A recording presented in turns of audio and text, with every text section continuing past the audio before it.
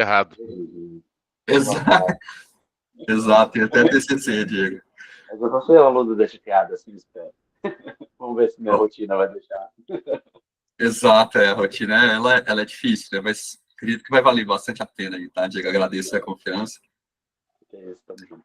Ô, Greg, vamos começando então. Vamos sim. E aí grava e depois a gente disponibiliza aí de alguma forma para o pessoal que tiver Claro, interesse. vamos sim. Então, Renato, se você quiser fazer as honras, você que é o cara sênior aqui conosco, né? Agradeço demais a presença sua, tá, Renato? Assim, essa parceria foi um encontro muito, muito feliz, né? Lá no Congresso, né? Assim, achei que o Congresso Mineiro foi muito legal, né, Renato? Você que já, vamos dizer assim, fez vários congressos. Eu lembro do congresso que você fez lá em São Paulo, né? Que tinha até os fones, foi um trem super diferente. Mas o mineiro tem um jeitinho especial de fazer, diz aí. O mineiro é bacana, né? Não, eu elogiei muito a comissão organizadora lá, o pessoal da diretoria, cara, tava muito bem organizado, tanto a Exato. questão dos temas, né, muito bem pensados, e lógico, né, eu sou na faculdade eu era da turma da Liga do Coffee Break, né, então eu falei, meu, tem que ter boa comida, boa recepção, e a receptividade ali da festa, foi muito legal, tudo muito bem organizado. Exato. E as aulas também, cara. E eu fiquei muito orgulhoso, cara, de te ver ali dando aula, falando, vou rasgar cedo aqui um pouquinho, gente. Mas é que eu conheci o Greg no R1 dele, Exato. 2017, né, em Curitiba, Exato. Você estava avaliando minha banca lá na apresentação. Cara, conheci na sua banca, eu vi o seu primeiro trabalho ali, começando no R1, e ver você hoje aí, cara, né, voando longe, cara, puta, deu muito orgulho. Eu falei isso, inclusive, na palestra lá que eu dei depois, cara, que eu tava muito feliz mesmo de ver, assim, acompanhar seu crescimento, ver o quanto você tá se embrenhando por isso, né, ver e o quanto é legal a nossa especialidade permitir, né, gente, Exato. a gente poder atuar em qualquer área, né? Gestão de dados, gestão de pessoas, na gestão política, na docência, na pesquisa, na assistência pura. Então, é muito louco isso, a gente poder ver que meu, tem para todo mundo, tem para todos os gostos. E acho que você foi um visionário, Greg, de lá atrás, lá 7 anos atrás, cara, você já tinha essas ideias, eu já tinha achado, eu lembro que depois a gente conversou depois da sua apresentação lá no congresso do trabalho oral, eu já tinha achado muito louco, cara, foi, meu, o cara já tá em 2050 já, Falando de chatbot lá naquela época, né? Isso mesmo. cara, putz, eu falei, meu, o cara já tá em 2050 já, né, e tava no R1 ainda, eu falei, caraca, que demais, né, e hoje se confirmou aí, né, se concretizou aí, né, toda a sua experiência, essas suas ideias, as suas projeções todas, cara, e ver você atuando nisso é muito legal. Gente, cara, vocês que vão fazer o curso, o Matheus que está fazendo o curso, o Diego vai fazer o curso, vocês estão ferrados, cara, porque ele fala, parece que é a coisa mais fácil do mundo, assim, parece que sei lá, o cara tá fazendo um misto quente, assim, coisa super simples, né, coloca o queijo, o presunto, o pão e tá tudo certo, né, mas não é, cara, o negócio precisa de ciência, de muito estudo, precisa ter um grau ali de dedicação muito grande, cara. Então, puta, parabéns mesmo. É muito bom. A gente se encontrou lá, foi muito legal. E a gente conseguiu concretizar essa conversa aqui sobre saúde e dados, né? Show de maior, excelente apresentação ainda, Renato. E assim, fico muito feliz também, assim, é uma honra, né? Você é uma das referências aí da medicina de família, né? É um dos grandes papas aí, né? Da geração, né? Então, poxa, eu fico muito feliz aí dessa referência sua.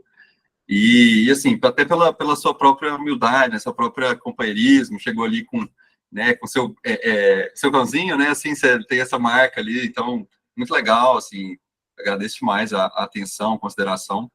E, assim, pessoal, a gente está aqui numa roda de conversa mesmo, né? Não é exatamente uma live, assim.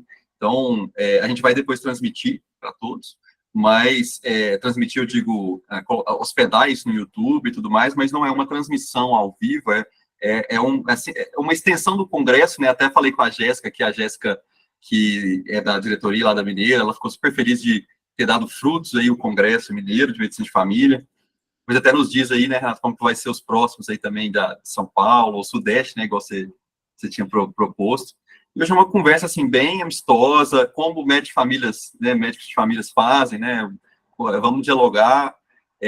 Algumas pessoas já lançaram várias perguntas aqui, a gente tem, eu vou até botar no chat aqui, alguma delas, né, então, mas vocês que estão aqui, né, presencialmente, podem ficar à vontade, tá, de fazer mais perguntas. A gente vai conversar de uma forma muito tranquila, muito facilitada.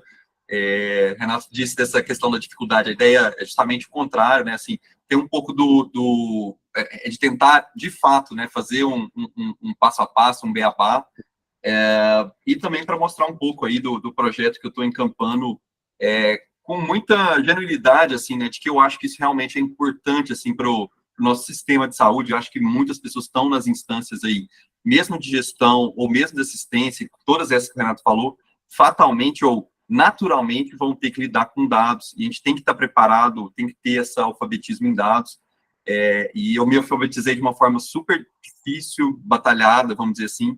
Eu gostaria muito de ter gente junto aí, para, vamos dizer assim, alfabetizado, para formar uma massa crítica, né, e conseguir, uma coisa que eu tenho batido muito na tecla, sabe, Renato? Tipo assim, a gente precisa de pessoas versadas em dados, mas ao mesmo tempo em saúde, porque senão a gente vai ter a liderança desse processo que está acontecendo para um lugar totalmente errado, como pode acontecer, né? Assim, a gente já viu isso acontecer, né?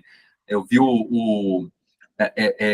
colegas ali conversando no GT de tecnologia da sociedade, né, e falando como que eles estavam lá atrás, construindo prontuários, construindo sistemas ali do SUS, super legal, né, o Eno, né, estava contando, como que ele viu isso acontecer, né, engenheiros e tudo mais, tomando conta dessas áreas, que naturalmente conseguem e fazem muito bem em outras indústrias, mas vem para a saúde é uma coisa totalmente diferente, e eu acredito, como médico de família, né, puxando a sardinha, não, a gente tem uma visão muito panorâmica da saúde, né, Renato?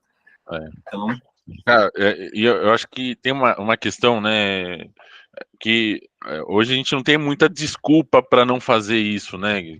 Porque por muitos anos, né, a gente estava lá na assistência no SUS, né, éramos ali sofridamente 3.000 médicos de família no país todo, lutando ali, atendendo com prontuário manuscrito, prontuário de papel, nos envelopões, lá, o prontuário de família.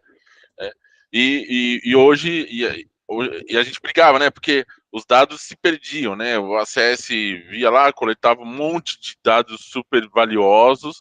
Exato. Aí tinha que passar lá para o sistema, para o CIAB, para a planilha, e ia se perdendo muita coisa, né? Inclusive gerando uma perda de dinheiro mesmo, né? O município às vezes perdia dinheiro, né? Porque não marcava certas consultas de hipertensos, de gestantes, que a tabela paga mais, enfim. Então a gente padeceu dessa tecnologia, desse aprendizado por muito tempo, né? Dessa estrutura, mas agora tem, né? Tem no SUS, lógico, ainda com mais dificuldade, com mais morosidade, mas em outros campos você tem isso, né, cara? E quanto isso traz de qualidade. E é isso, por muito tempo também, poucos médicos de família, então muitos daqueles 3.000 que por muitos anos foi o número aí que prevaleceu, tinha galera que estava muito na assistência, né, envolvido ali mergulhado na assistência, e poucos médicos acabavam indo para outras áreas, para docência, para gestão. Você tinha muito menos isso, né? Hoje não. Hoje você tem mais, né? Cara, outro dia, para palestra que eu fui fazer lá no no Congresso Mineiro, fui falar um pouco sobre perspectiva de carreira, né? Fiz o levantamento, agora o último censo demográfico do CFM, tem 11 mil médicos de família. Legal, cara. Na sociedade brasileira são 10 mil médicos de família associados, né? E no CFM são 11 mil, cara. Né? Sim. Pô, Foi uma das especialidades que mais cresceu, né, nos últimos anos, né? Até acabou, eu tinha uma piada uns 8 anos atrás, que eu falava que o médico de família só era mais comum, só não era tão raro que nem mico-leão dourado, né? Mico-leão dourado tinha 3 mil, médico de família tinha 3.500. Então, né, a gente só não estava em extinção. Mas acabou com a minha piada, cara. Agora, pô, tô com 11 mil médicos de família. Então cara, tem gente para fazer isso, tem gente para ocupar esses lugares, porque senão acontece exatamente o que você falou. Começa a vir, e a gente já viu isso acontecer em vários momentos na história, né? Outras pessoas que não médicos de família, às vezes de outras áreas da saúde e tal, ou mesmo de outras profissões não médicas, né? Ocupar esse espaço que tem que ser nosso, cara. Né? Não pode deixar para os outros, né? Uma crítica que eu tenho muito, né, por exemplo, com relação à teleconsulta, né, eu sempre fui um defensor, mesmo antes aí da pandemia, né, eu sempre gostei, achava que tinha que ter mesmo, defendia, e eu acho que a gente perdeu como sociedade médica né, a nossa especialidade perdeu um bonde, assim, de chamar no peito para falar, cara, teleconsulta é coisa nossa, né? Assim como o eletro é do cardiologista, né? O gesso é do ortopedista, né? Então a teleconsulta é do médico de família. A gente perdeu essa chance, né? A gente, porque, meu, na teleconsulta o que fica é a comunicação, né? Você não tem ali o exame físico, né? Você tem pouca coisa ali da escopia, né? Da avaliação, e você tem a comunicação que é o nosso forte, né, cara? Tá no nosso DNA a comunicação clínica, né? E a gente perdeu isso. Então, a gente não, com essa questão dos dados, cara, porque isso ajuda no plano terapêutico, ajuda na coordenação do cuidado, ajuda na coordenação da equipe, onde você vai despender mais energia. A gente não deixar passar esse bonde também, né, Greg? Exato, exato. É uma grande oportunidade, assim, até falando assim de carreira, né? Interessante você ter feito a palestra sobre carreira, né? É uma grande oportunidade de carreira, né? Eu vejo que hoje os dados são uma unanimidade, né? Assim, isso qualquer lugar que você entra, qualquer ferramenta que você tem um pouco de analytics, mas se por um lado a gente tem muita dado, Renato, é incrível o quanto a gente tem dificuldade e pessoas capacitadas para interpretá-los bem, tomar decisões assertivas com esses mesmos dados, né?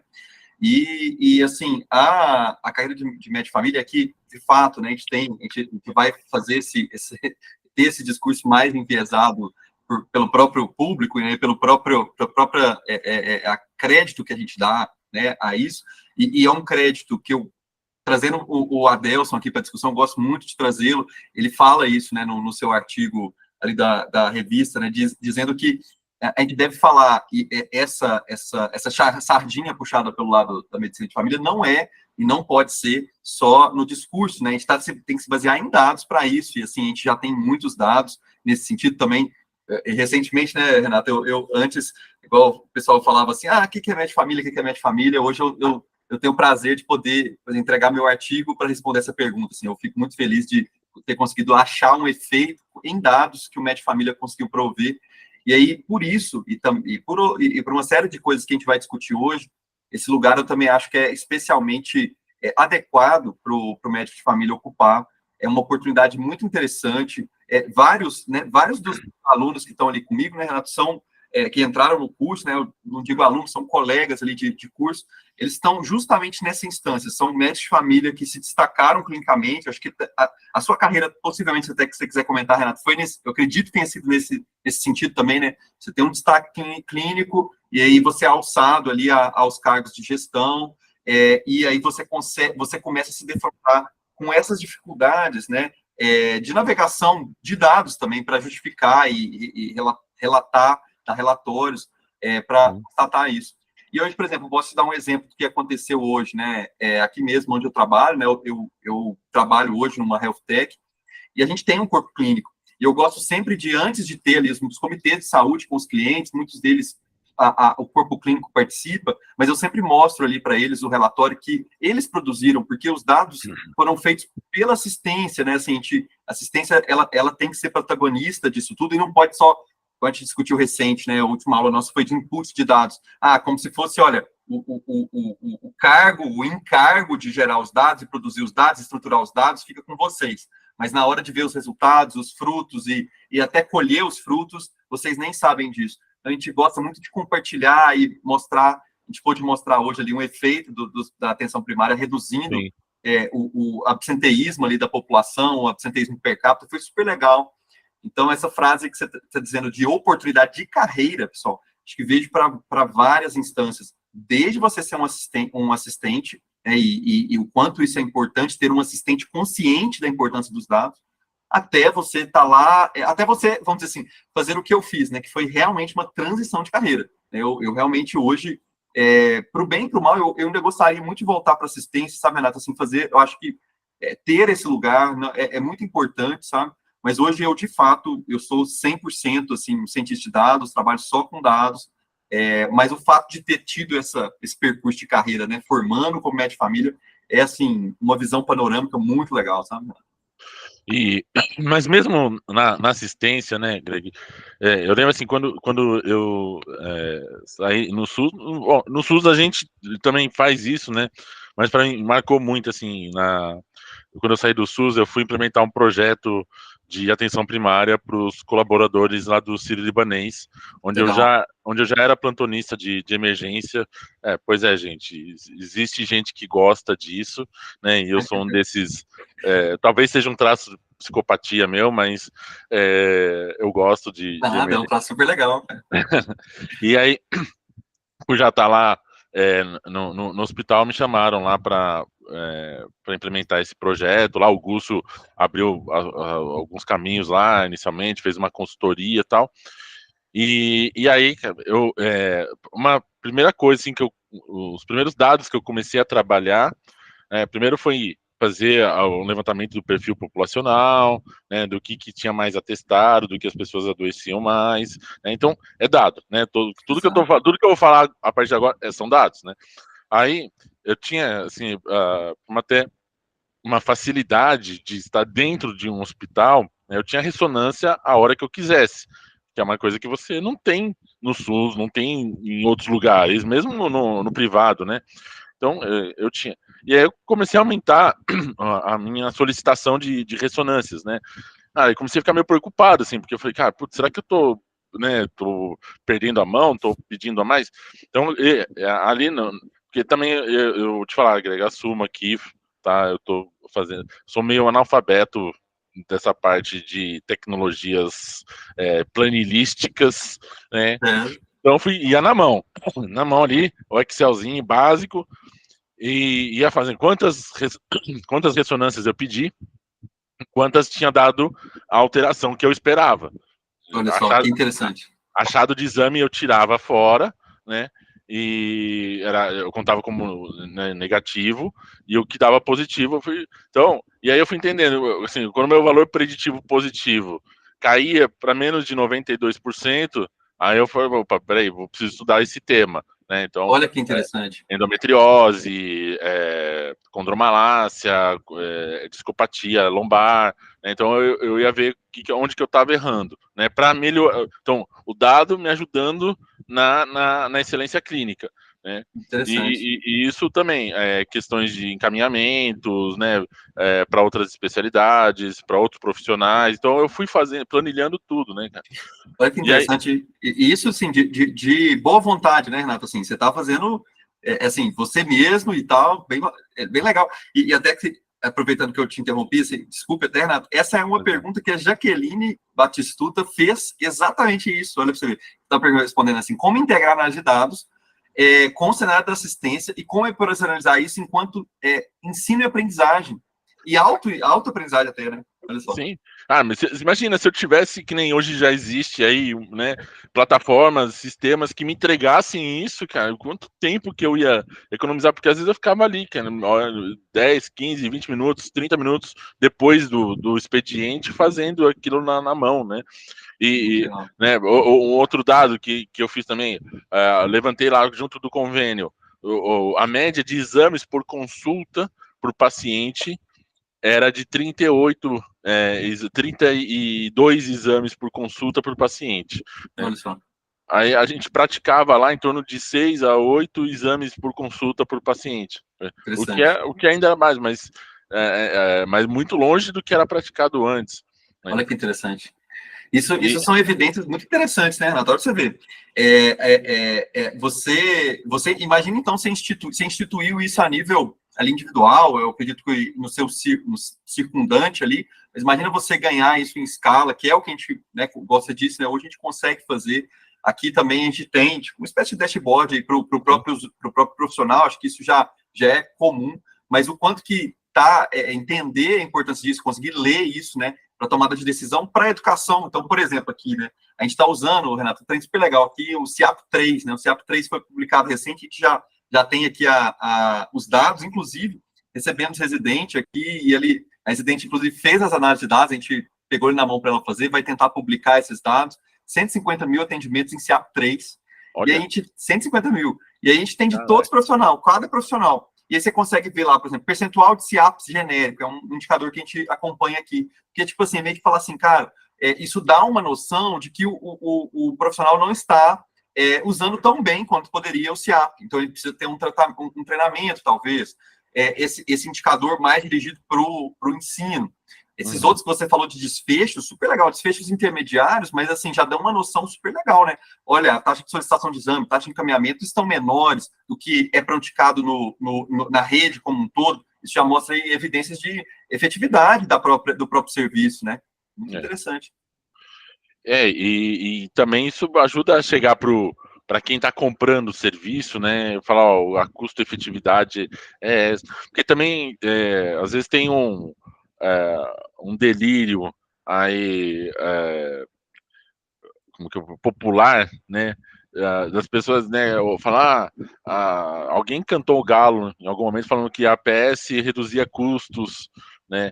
E a pessoa, tudo bem, a gente sabe que reduz, mas talvez o tempo que seja necessário para essa redução de custo é que pode variar e muito, né? E quem vendeu isso falou que era rápido. E quem compra esse produto de APS até hoje, né, a compra achando que vai ter um retorno rápido desse investimento. E acho que isso é um dos erros, né? Isso demora. Né? Você demora para vincular o paciente, demora para explicar o modelo de cuidado que mudou, né, do que ele está acostumado.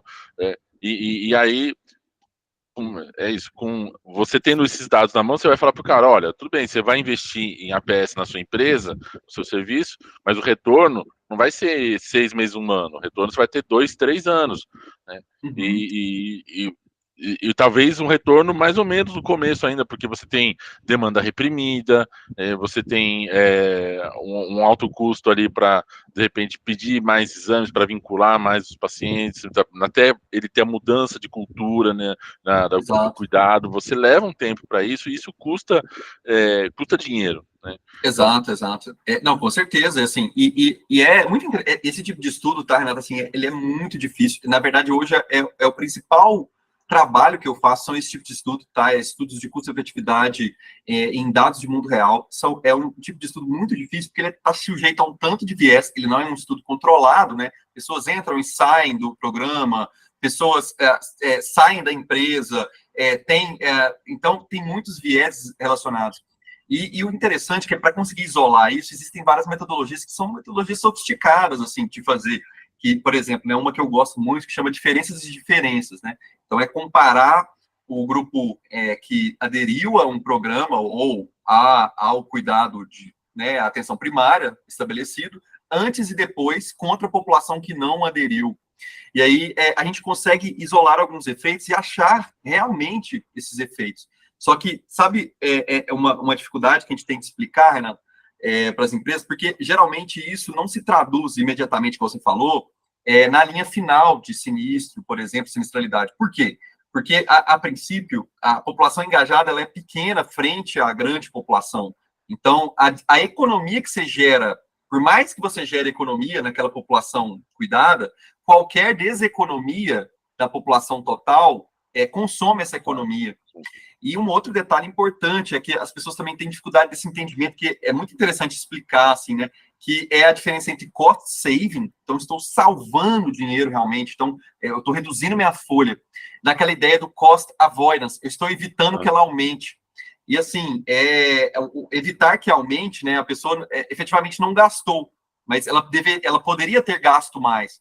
E aí, isso a gente tem conseguido demonstrar uns estudos super legais, sabe, Renatinho? Em redução de absenteísmo, que a gente consegue derivar para custo, redução de sinistro efetivo ou de frequência de consumo no plano de saúde. Isso uns estudos muito interessantes e eu, assim, eu adoro fazer esses estudos. Né? Então, né, voltando, fazendo o link aí com o que a gente estava falando no começo da questão do médico família, né? Lá no Sírio, os primeiros pacientes que eu comecei a atender eram os high users, né? Isso. E eu comecei a fazer a programar, né, as consultas. Então, eu já, esses pacientes hiperutilizadores, eu atendia semanalmente. Legal. E os gestores não entendiam, falavam, pô, você falou que ia cuidar dos high users, para ele não ser mais high user, e o cara tá vindo toda semana aqui. Né? Você tá aumentando o high user, né? Tá aumentando o gasto. Eu falei, porque eu vou ter que dar segurança para ele de ele. Para vir quando ele quiser, para quando ele precisar, né, para ele entender que o modelo de cuidado mudou a partir de agora, que não vai precisar ficar indo em pronto-socorro. Cada vez que ele vai em pronto-socorro é um tiro no sinistro que dá, né, vai lá para casa do chapéu. Né? Exato. E aí, se você pega um cara que é gestorzão puro, administrativo, o cara tá vendo números, né? Tá vendo dados. Tanto que o engraçado que logo no primeiro ano lá de projeto, a gente foi questionado, né? Os médicos de família que estavam lá na ocasião foram questionados como assim que aumentou o número de exames pedidos, né? Exato. Eram os exames mais simples, né? Eram os exames mais básicos, que deixou de pedir um tanto de exames complexos. Né? E uma coisa básica, assim, que na hora eu olhei assim, eu falei, tá, mas a gente fazia, sei lá, X atendimentos, agora a gente tá fazendo 100X atendimentos. Exato, um coeficiente aí, né? O pessoal entendendo essa relação, exato. Aí o gestor lá ficou olhando lá. Ah, tá. Pô, lógico que aumentou o número de pedidos, aumentou 100 vezes o número de paciente atendido, cara. Pô. Exato. Mas aí, aquele indicador que você falou, né? Número de exames por paciente, por consulta por paciente tinha diminuído. Olha que interessante. Diminuiu bruscamente.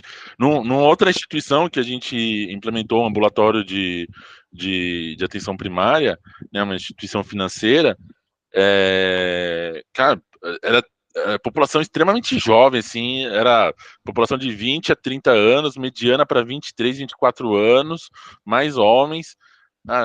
Era 38 exames por consulta paciente no convênio, a gente baixou para 0,8 exames por consulta por paciente. Isso, cara, lógico, acabou gerando um conflito ali. Aí a gente se reorganizou frente a esses dados, né, para melhorar a adesão da população. E a gente resolveu falar, não, vamos ser mais flexível, tal. Então, às vezes pedir ali uma vitamina D com dor no coração, assim, com a mão tremendo, assim, mas pedia, mas a gente começou a melhorar a adesão da população ali ao serviço. O NPS nosso, que era de 65, passou para 89, 90 em pouco tempo. E, sabe, de 0,8 exames de consulta, a gente fazia 1,2 exames por consulta. Né? Então, assim, por mais que a gente soltar a mão, o médico de família, né, você não vai pedir cobre, você não vai pedir zinco para paciente, você não vai pedir mineralograma para paciente, né? pede um pouco mais, assim, às vezes, mas por conta realmente de vínculo ali, né, com essa questão de você mostrar que quer cuidar daquela pessoa, até de repente demover ela dessa ideia de que exame é cuidado, né? Mas isso demora. Exato.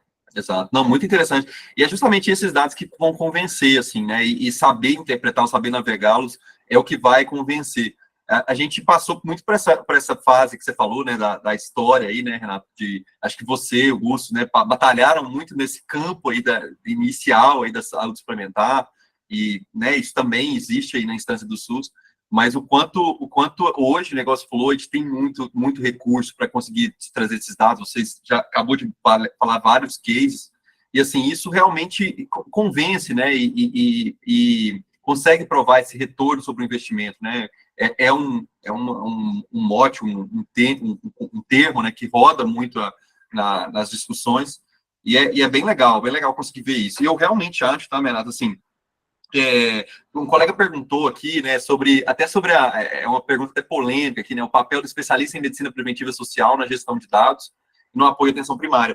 Eu vejo, assim, eu fui, né, para o mestrado em saúde pública ali na UFMG, é uma cadeira de medicina preventiva, né, e social, mas eu vejo que, assim, e tem, né, toda essa discussão, até, vamos dizer assim, não propositiva, ou não saudável, ou não precisava ser assim, né, entre essas instâncias de medicina de família e comunidade e a medicina preventiva e social, mas eu acho que é um campo que a gente pode se irmanar, assim, né, de ter esse olhar da ponta que consegue ver, assim, com muita clareza os processos operacionais da rede de atenção. Acho que eu realmente eu tenho dificuldade de ver outro profissional que consegue ter uma visão tão panorâmica nesse sentido.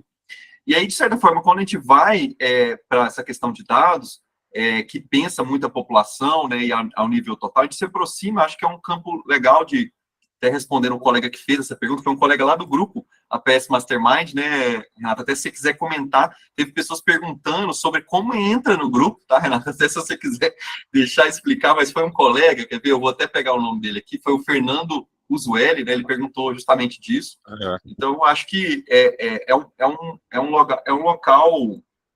local interessante aí de diálogo, né, entre essas duas especialidades, né, Renata?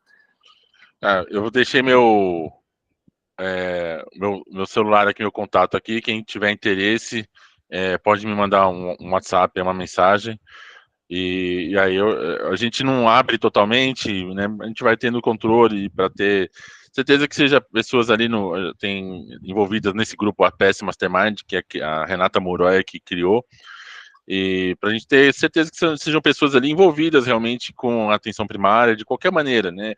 De qualquer profissão, de qualquer nível de graduação, mas que esteja envolvida realmente com a atenção primária, né? Mas não vi nenhum perdido lá, por isso que a gente não deixa aberto, né? Entendi. Cara, desculpa, como é que foi a pergunta do Fernando Zueli? Foi o seguinte, ó, ele falou, tem várias perguntas aqui, a gente até reforça, tá, o pessoal aí, vi que o Leonardo Savassi aqui, outro papo aí da especialidade, né, entrou aí, então, fiquem à vontade para perguntar, né, a pergunta dele foi sobre como que o papel da medicina preventiva e social na gestão dos dados e no apoio da atenção primária, a gente está dizendo sobre como a gente pode dialogar nessa instância, né. Que eu acho que teve uma questão no país, né, cultural, como acabava que não tinha médico de família, o pessoal da preventiva acabou ocupando muitos espaços, né, que em outros países são da medicina de família. Acho que vem daí essa rixa, que até anterior à minha formação, tudo. Mas, por exemplo, eu entrei na faculdade em 99, né, então foi no século passado ainda. E eu não tinha nada de medicina de família, mas tinha a cadeira de saúde coletiva, que era o pessoal da preventiva que fazia, né? Então, eles ocuparam esse espaço. Na UBS, tinha um médico da preventiva lá, não tinha médico de família, tinha um médico da preventiva lá atendendo, né? Só que dentro da formação deles, até onde, e eu posso estar errado, né? Mas até onde eu sei, eles não têm uma formação clínica tão boa. A questão analítica, a questão de dados, né? De projetos, né, de estratégias, tudo, eles são muito mais evoluídos, né? Muito mais, estudam muito mais do que a gente, né? Mas a parte clínica, o médico família tem. E acho que e é o ponto, acho que central da nossa conversa aqui é isso, aliar clínica aos dados, né? Então, Exato, o cara precisa saber clínica para poder exato. utilizar esses dados gerados na clínica, dos resultados, dos erros, das negativas, para poder gerar os dados para ele conseguir fazer uma melhor gestão disso, né? Com certeza, Renato, assim, você não tem noção, assim, do quanto isso é importante. Lá no grupo que eu tenho uma equipe hoje ali de cientistas de dados que estão comigo, né, também trabalham junto comigo, assim, claramente, assim, não desmerecendo, assim, né, eu acho que cada um tem o seu lugar, seu propósito, mas é muito claro. Existe, por exemplo, alguns cientistas de dados que têm formação em saúde, né, eu referenciei até uma colega ali, que é a Dalcirê, que é uma enfermeira cientista de dados, ela fez enfermagem, depois fez graduação em ciência de dados, e é muito nítido, assim, quanto que ela consegue navegar pelos conceitos que a gente está trabalhando, assim, com uma facilidade muito tranquila, porque não precisa explicar, por exemplo, não precisa explicar algumas coisas óbvias, assim, que fazem parte do conceito, do ambiente da clínica, né? Então, entender os dados, ou saber por que eles estão estranhos, ou saber por que eles estão errados, ou como tratá-los, os missings, é uma coisa tão natural, assim, que facilita muito. E eu realmente acho que você ter essa vivência, né, que o médico de família tem em especial, né, por navegar ali por todas esse diálogo com a rede, esse diálogo generalista, né, tem até um livro legal, né, que fala quanto que os generalistas se sobressaem no mundo de especialistas, né, ou podem se sobressair. Então, assim, acho que é uma instância legal também para a gente trabalhar, né, mas é isso. Tem uma pergunta aqui que eu tô vendo, Greg, assim, e acho que também fala um tanto aí do que a gente está conversando, quais são os desafios mais comuns na formação de um MFC como analista de dados em saúde, cara? Eu acho que é a falta dessa disciplina na nossa formação, né? Acho que hoje, cara, assim, qualquer residência, infelizmente eu não estou vinculado a nenhum serviço de residência, cara, mas certamente se eu tivesse, eu ia estar lá enchendo o saco para ter uma disciplina para o residente ter os 2 anos de forma contínua, é um aprendizado, né, Exato, nessa exato. questão, cara. O mundo, imagina, esse cara começando o R1 agora, daqui a 1 ano e meio, cara, como vai estar totalmente, vai estar muito mais do que é hoje, né, essa questão da Exato. gestão dos dados, cara. Então, o médico que não saber isso vai ficar no prontuário de papel, vai ficar na planilha do Excel lá, como era feito 10 anos atrás, 15 anos atrás. Exato, exato. Eu Então, até acho que a maior trago. dificuldade é isso, assim, as instituições de ensino entender que isso hoje tem que fazer parte da formação desse profissional. Exato, exato. Eu vou até comentar, mas depois, novamente, reforça aí quem quiser comentar, né? O Salvácio é uma sumidade aí nessa questão de educação e saúde, educação, né? Médico e tudo mais. Fazer uma sugestão ali do próprio Marcelo Pelizaro, né? Lá no Congresso, sabe, Renato? A gente fez uma mesa de TCC e TCR, né? Trabalho de conclusão. Eu acho que pode ser um bom início, assim, né? Porque aquele artigo que eu comentei do Adelson, né, em que ele meio que chama assim, os médicos de família, olha, a gente precisa também ter essa veia científica, assim, né, de produzir ciência. Hoje essa ideia de dados de mundo real, evidência de mundo real, nós podemos ser agentes, não só leitores da evidência, o que já é grande coisa, né? Já é grande coisa aprender prática da evidência. Mas você pode ser o produtor da sua evidência, pode ser o produtor da evidência que o guia no seu serviço. Então, isso é muito poderoso. E acho que começar nesses locais, né? Então, fazendo um trabalho de TCC, fazendo um trabalho de conclusão de curso para desenvolver um pouco dessa veia científica e ver que isso não é um bicho de 7 cabeças, não é uma coisa muito distante, que pessoas mortais como nós podemos fazer isso, assim, mexer com, não precisa ser um trabalho mesmo com número, a gente pode lidar com estudos qualitativos, que seja, mas assim, que a gente se aproprie e goste disso, porque uma coisa que eu acho também, sabe, Renato, isso é iterativo, acho que você vê, por exemplo, vê o seu resultado, poxa, eu tô pedindo menos exame, poxa, eu preciso me melhorar nesse quesito, poxa, o meu NPS está bom e está melhorando, isso é uma coisa que engrandece e motiva a gente no trabalho, né? Senão você está ali tocando serviço, você não sabe o que está acontecendo, você não vê seus números e vai. Eu acho, né? Assim, eu acredito que seja desgastante essa questão. Então, tem essa sinergia, eu acho que começa por aí. Essa sugestão do TCC, por exemplo, né? Que essa angústia, né, de não saber o resultado, era uma angústia muito que eu tinha no SUS, né? Eu já saí do SUS aí faz uns 10 anos, quase, infelizmente. Por mim, eu ficaria sempre, mas aqui em São Paulo as coisas são mais difíceis aí, tem outros lugares que está muito mais avançado. Mas que assim, era essa angústia, assim, que você atende uma tonelada de paciente e, cara, não sabe. Não, pouca vez, se o cara não volta ali no retorno que você agendou, tá, você não tem o resultado, você não consegue trabalhar com ele, né, numa visão mais macro, né, da sua população, né.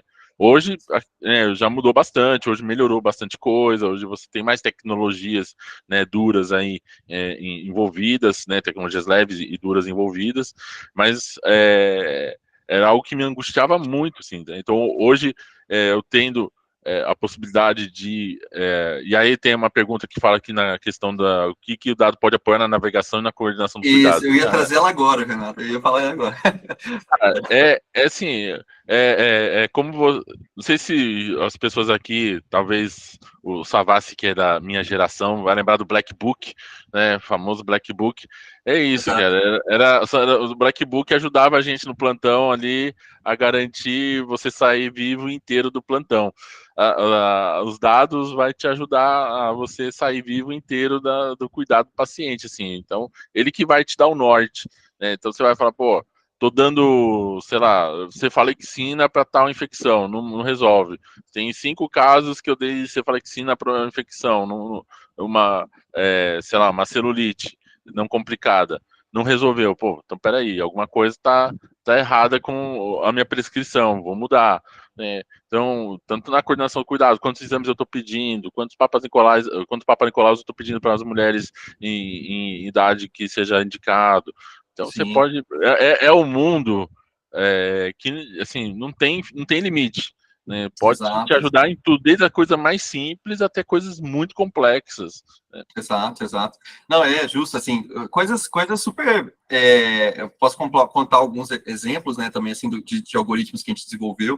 Aqui eu tive, assim, trabalhando nas equipes, participei, né, de muito desenvolvimento, cerca de 20 algoritmos que hoje estão em produção, assim, alguns deles, muito falando aí sobre, por exemplo, né, você falou dos pacientes alto custos, outros pacientes mais críticos, né, então, a gente começou ali a pegar dados de tudo quanto é lugar, sabe, Renato? Assim, os dados em saúde, eles são muito fragmentados, cheios de problemas ali de input e tudo mais, cheio de recortes, mas assim, uma dificuldade de costurar isso tudo para você juntar, mas quando você consegue, né, ter algum alinhamento, dá para você fazer coisas surpreendentes. Imagina só, né, Renato? Você chegar ali, imagine você, Renato, chegar e receber uma lista do tipo assim, Renato, ou sobretudo para enfermeira, a gente gosta muito do papel da enfermeira navegadora, que eu acho que ela é ali o braço direito do médico de família, né? Então, olha só, aqui está a lista de pacientes seu, que com a probabilidade de mais de 80% vai provavelmente internar nos próximos 3 meses.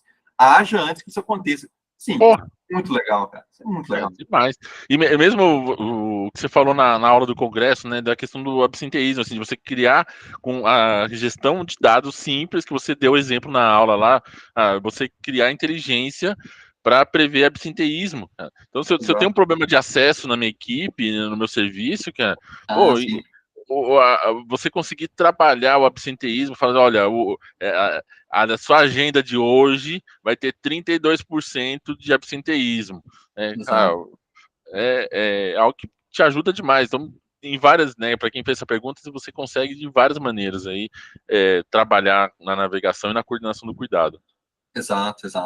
Isso é bem interessante. E hoje, assim, o dado também, ele é um insumo, né? Mas ele pode ter, pode ter várias coisas actionable, né? Então, ele pode ser muitas ações a ser tomada com eles, que vai depender até de outras tecnologias. Por exemplo, a gente tem usado muito, né, Renata, a questão do WhatsApp, né? Então, como, eu acho um dado e automaticamente mando uma mensagem. Por exemplo, né, eu tenho meus pacientes diabéticos, né? Então, de tempos em tempos preciso convocá-los para alguma determinada questão, ou fazer uma educação em saúde, você pode ali recomendar conteúdos de forma automática. Então, isso ganha escala, né? E é muito disso, né? A ideia é chegar num ponto onde a gente consegue, eu imagino, né?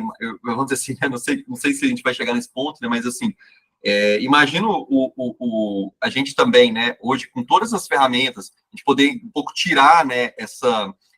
A tela entre o médico e o paciente, tirar ali o registro que provavelmente vai começar a ser automatizado também. Então, a gente poder ficar mais num flow, assim, né? Num flow de coordenação. Enfim, eu imagino que isso acontecendo, sabe? Que eu sempre, assim, na minha visão, sempre foi dos princípios da atenção primária, cara, a coordenação do cuidado sempre foi o mais desafiador, né? É por conta disso, assim, de você não ter os dados, de você não ter como ele falar com as outras esferas, né, do cuidado. Então, e a que demanda mais tempo e que por conta disso, da dificuldade e do tempo, às vezes é a mais negligenciada, né? Então o cara fala, depois eu vejo essa parte da coordenação do cuidado aqui, né? Vai deixando para depois, porque demora muito tempo, né? Vai ser mais difícil, tudo isso. Então, você tendo os elementos para isso, cara, você falou do WhatsApp. Eu sempre fui muito a favor de usar o WhatsApp. Desde 2015, eu lembro quando eu comecei nesse projeto lá na, no hospital. Eu saí de uma equipe onde eu estava há 6 anos, eu criei um WhatsApp para a equipe, né? Só que a gente acabou não conseguindo trabalhar muito bem com o WhatsApp da equipe. E é, quando eu fui para o hospital, eu comecei a utilizar meu WhatsApp como uma ferramenta de comunicação com os meus pacientes.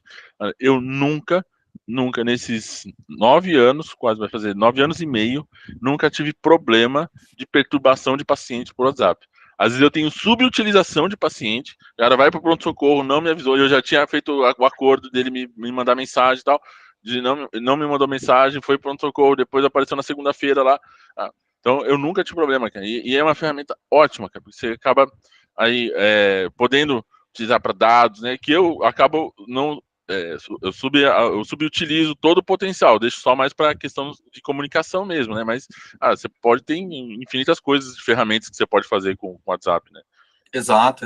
Assim, e até os próprios, vamos dizer assim, né, como uma auditoria ou como uma melhoria contínua, né? Então, por exemplo, você acompanhar o tempo de resposta ao WhatsApp, isso é um indicador legal de o quanto você está conseguindo, né? Até o colega falou aqui do WhatsApp como uma porta de acesso ali para a equipe, o número de mensagens trocadas, enfim, dá para você pensar em várias coisas, né, em torno disso. Poxa, muito, muito legal aí, né, Renata, assim, as perguntas. Acho que a gente passou por várias delas, né, aqui. Até vi que a Jaqueline entrou, né, e ela foi uma das pessoas que perguntou, a gente conversou um pouco aqui sobre o ensino da aprendizagem. Tá gravada a sua resposta, Jaqueline. Exato. Então, assim, acho que a gente passou por várias delas aqui, os desafios da análise de dados, a questão da preventiva social, falamos muito de saúde suplementar, né, também. Tem uma aqui que eu tô vendo aqui que é bem legal, né? Essa da gestão dos dados na linha de cuidado, a gente já falou sobre isso, né? Essa número 7 aqui. E você vai ter esse norte a partir dos dados, mas aqui, dicas para iniciar a estruturação de coleta e sugestões de KPIs e OKRs indispensáveis na APS. Eu acho que isso depende muito de onde você está, né? Ali um pouco de competência cultural. Eu posso ir num serviço onde, cara, minha população é mais velha, em torno de 40, 50 anos, 60% de mulheres, vai ser. Eu vou ter que ter ali alguns dados, né? Agora eu estou numa instituição que a galera é super jovem, 20 a 30 anos, né? Há doenças infecciosas mais prevalentes, né?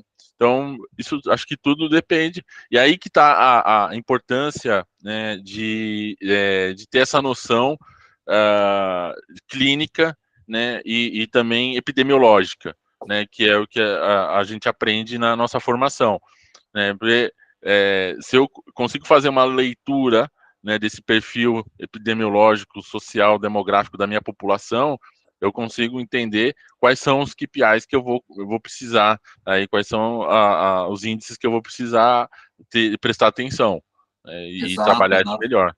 Exato. Não, essa pergunta até é interessante, né? Porque Curiosamente, né, hoje a gente já está hoje com 2 turmas, tá, rodando, sabe, Renata? Na verdade, uma começou aí no início de junho, ela já começou, e ela fez ontem, exatamente ontem, a sua 3ª aula, né? E a aula foi justamente disso, assim, a gente falou exatamente sobre a coleta de dados, como estruturar essa coleta de uma forma que lá na frente, né, a gente consiga estruturar os nossos indicadores de uma forma correta, né, conforme a gente necessita. E foi uma aula bem rica, assim, o Matheus está aí, né, pode comentar também, que é aluno dessa primeira turma. A gente terça-feira que vem já começa a segunda, e já estamos, inclusive, né, Renata, assim, até enquanto respondo essa pergunta, né, fazendo aqui um pouco desse merchan, vou até compartilhar aqui minha tela, tá, Renata, de mostrar um pouco aqui dessa turma que está entrando agora, que vai estar sendo aberta aqui para iniciar em julho, né? Já é a 3ª turma, na prática a 4ª, né? Como eu contei para vocês, teve uma turma experimental, né?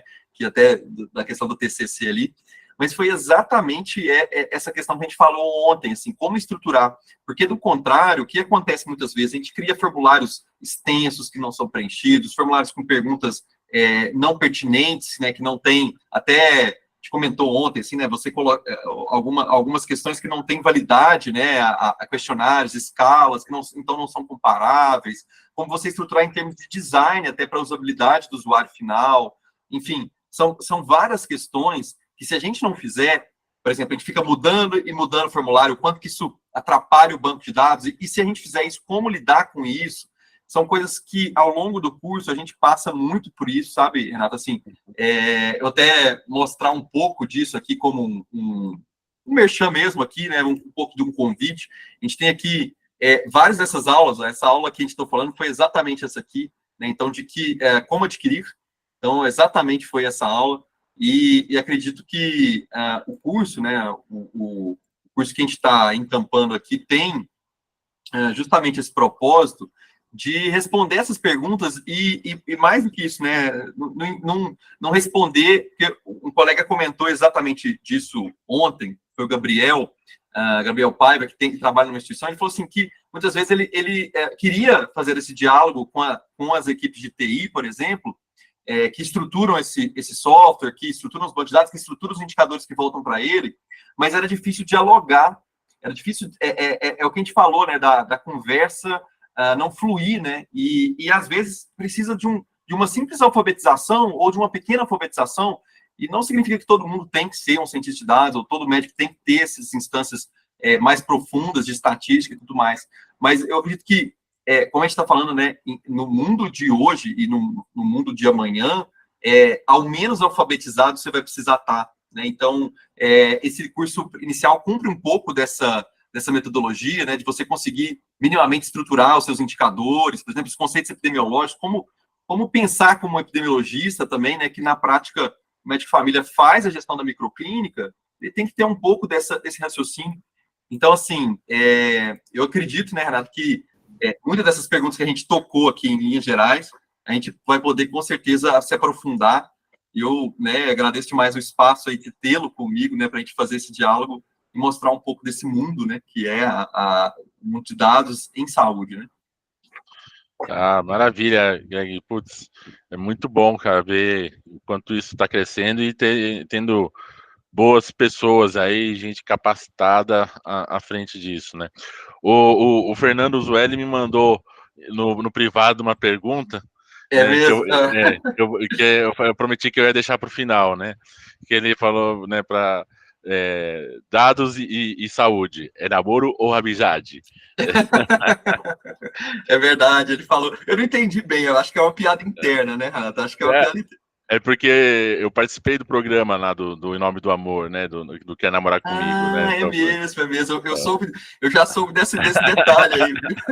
então, aí, respondendo pro Fernando, né? Eu acho que é um casamento para a vida toda, cara. Assim, isso, né, ou uma amizade eterna, um casamento para a vida toda, mas não vai ficar só no namorico, não, cara. Acho que isso vai crescer muito mais do que já está hoje. Concordo contigo, né, Renato? Eu acho que esse relacionamento, né, que seja de casamento ou de amizade, ele pode ser saudável, assim, sabe? A gente gente tem que torná-lo saudável para a gente não descambar para uma coisa que a gente discutiu muito ontem, assim, o tanto que as equipes, eu posso dizer aqui em Belo Horizonte, assim, está tendo uma mudança, assim, né, fazendo uma crítica de certa forma, né, está tendo uma mudança aqui, né, Renato, de prontuário, e o quanto isso tem causado estresse para as equipes que não conseguem, né, lidar com um prontuário disfuncional, e o quanto as equipes são pressionadas você tem que gerar o dado, você tem que pôr na planilha, e aí aquilo vira um relacionamento abusivo, assim, né? Que não pode ser, né? Então... E pior, o cara que está atendendo lá e fazendo esse trabalho, né, pulho aí de gerar tudo isso, ele não vê o resultado. Exato. Ele não tem uma devolutiva, fala assim, ó, o que você produziu tá aqui, ó, cara. O que você atendeu no mês é isso, o que deu de internação foi isso, quantos exames você fez, né, o quanto o paciente retornou, não tem, né? Exato. Faz pro nada. Exato. Então, acho assim, que vamos casar sim, né, vamos ter um relacionamento de longa duração, mas assim, de uma forma saudável. Eu acho que a gente precisa de pessoas à frente para liderar esse movimento, assim, para o lugar certo, né, para ser uma coisa saudável, né? Então, acredito que é esse movimento que a gente espera poder criar e poder ajudar a construir. Vejo muitas pessoas, eu estou dizendo aqui, né, vamos dizer assim, uma das pessoas que está também nesse movimento, mas eu conheço vários outros médicos de família. Tem o Tiago também, eu esqueci o sobrenome dele, mas ele trabalha na Oncoclínica, se eu não me engano, também médico de família, né, fazendo vamos dizer assim, conheço outros, né, muitos outros, eu lembro, tá, Renato, que quando eu estava você falou quando me conheceu como residente, eu fui lá para Florianópolis, né, na época, e fui fazer meu estágio optativo lá com o Zonta, né, Ronaldo Zonta.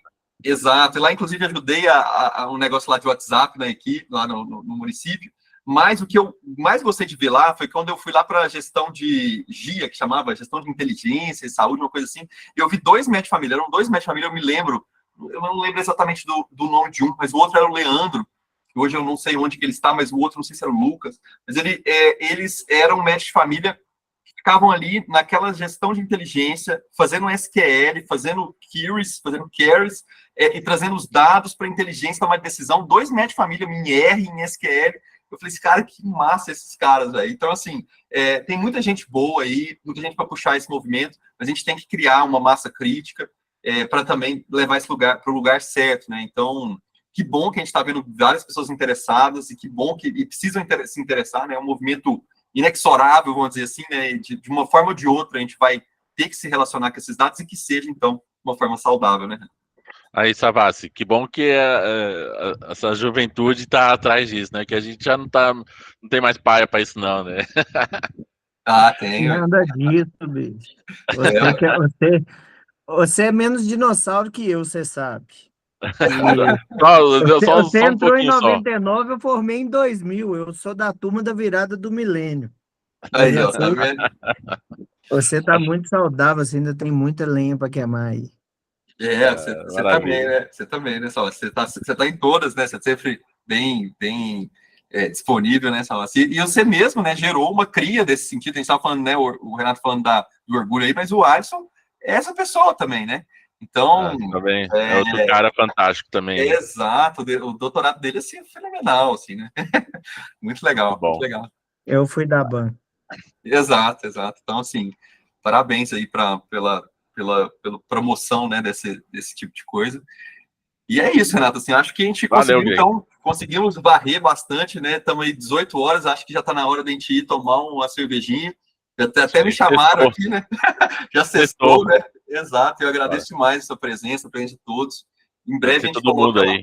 Jaqueline, Gabriel, Tatiana, Adriane, Matheus, o Savassi, o Diegão que esteve aí com a gente antes também, quem depois assistir também, agradecer todo mundo, pessoal, agradecer o convite, Greg, a parceria aí, dizer que eu sou um fã incondicional aí do seu trabalho, um fã do seu profissionalismo, sempre conte comigo aí pro que precisar.